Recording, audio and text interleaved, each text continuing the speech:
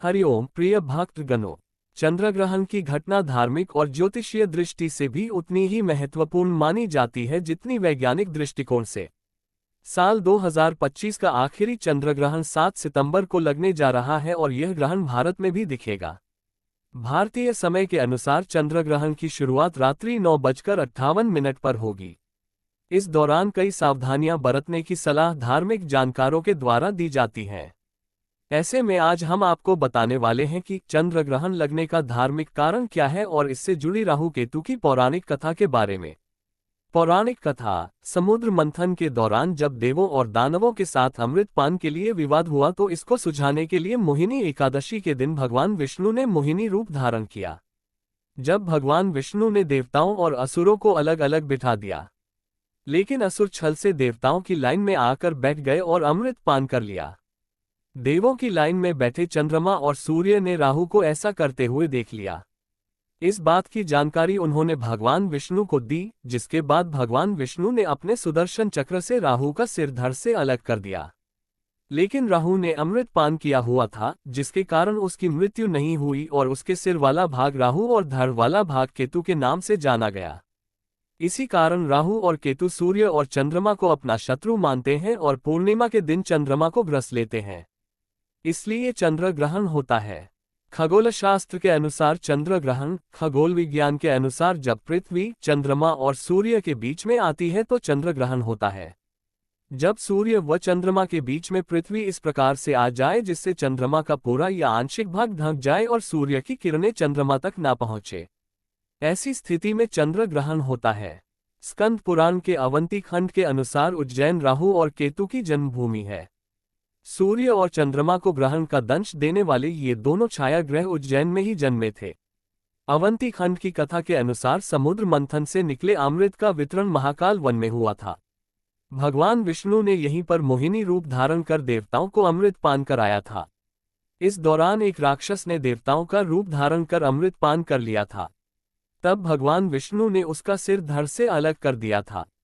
अमृत पान के कारण उसके शरीर के दोनों भाग जीवित रहे और राहु और केतु के रूप में पहचाने गए। राहु और केतु को ज्योतिष में छाया ग्रह कहा जाता है। ये दोनों ग्रह एक ही राक्षस के शरीर से जन्मे हैं। राक्षस के सिर वाला भाग राहु कहलाता है, जबकि धड़ वाला भाग केतु। कुछ ज्योतिष इन्हें रहस्यवादी ग्रह मानते हैं। यदि किसी की कुंडली में राहु और केतु गलत स्थान पर हो तो उसके जीवन में भूचाल ला देते हैं। ये इतने प्रभावशाली हैं कि सूर्य और चंद्रमा पर ग्रहण भी इनके कारण ही लगता है। राहु केतु के अस्तित्व की असल कहानी। दैत्यों की पंक्ति में स्वरभानु नाम का दैत्य भी बैठा हुआ था। उसे आभास हुआ कि मोहिनी रूप को दिखाकर दैत्यों को छला जा रहा है। ऐसे में वह देवताओं का रूप धारण कर चुपके से सूर्य और चंद्र देव के पास आकर बैठ गया। जैसे ही उसे अमृत पान को मिला, सूर्य और चंद्र देवता ने उसे पहचान लिया और मोहिनी रूप धारण किए भगवान विष्णु को अवगत कराया। इससे पहले ही स्वरभानु अमृत को अपने कंठ से नीचे उतारता भगवान विष्णु ने अपने चक्र से उसका सिर धड़ से अलग कर दिया। क्योंकि उसके मुख ने अमृत चख लिया था, इसलिए उसका सिर अमर हो गया। ये कथा बताती है कि ब्रह्मा जी ने सिर को एक सर्प के शरीर से जोड़ दिया। ये शरीर ही राहु कहलाया और उसके धड़ को सर्प के सिर के जोड़ दिया, जो केतु कहलाया। पौराणिक कथाओं के अनुसार सूर्य और चंद्र देवता द्वारा स्वरभानु की पोल खोले जाने के कारण राहु इन दोनों देवों का बैरी हो गए। साल 2025 का दूसरा और भारत में साल का पहला चंद्र ग्रहण 7-8 सितंबर की रात को लगने जा रहा है, जो भाद्रपद मास की पूर्णिमा तिथि को घटित होगा।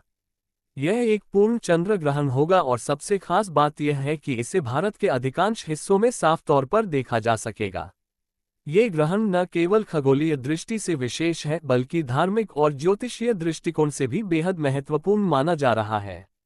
इस बार का चंद्र ग्रहण समय की दृष्टि से भी काफी लंबा होगा और इसे हाल के वर्षों में घटित होने वाली सबसे प्रभावशाली खगोलीय घटनाओं में से एक माना जा रहा है। क्योंकि यह भारत में दृश्यमान होगा, इसलिए सूतक काल भी मान्य होगा, जिसका पालन विशेष रूप से पूजा पाठ, धार्मिक कार्यों और दैनिक जीवन में किया जाता है। पूर्ण चंद्र ग्रहण का समय भारतीय समयानुसार ग्रहण का प्रारंभ रात 9:57 बजे होगा। ग्रहण का मध्य काल रात 11:41 बजे और मोक्ष काल रात 1:27 बजे होगा। ग्रहण का स्पर्श, मध्य व मोक्ष संपूर्ण भारत में दृश्यमान रहेगा। ये ग्रहण भारत के अतिरिक्त पश्चिमी प्रशांत महासागर, हिंद महासागर, पूर्वी अटलांटिक महासागर, अंटार्कटिका, एशिया, ऑस्ट्रेलिया, यूरोप आदि में दिखाई देगा। सूतक काल का समय ग्रहण शुरू होने से लगभग 9 घंटे पहले सूतक काल की शुरुआत हो जाती है। इस बार सूतक काल 7 सितंबर को दोपहर 12:26 से प्रारंभ होगा और पूरे ग्रहण काल तक प्रभावी रहेगा। इस दौरान शास्त्रों के अनुसार देव प्रतिमाओं का स्पर्श, पूजा पाठ और हवन जैसे कार्य वर्जित माने गए हैं। हालांकि जप और ध्यान करना इस समय कई गुना फलदायी होता है। धन्यवाद।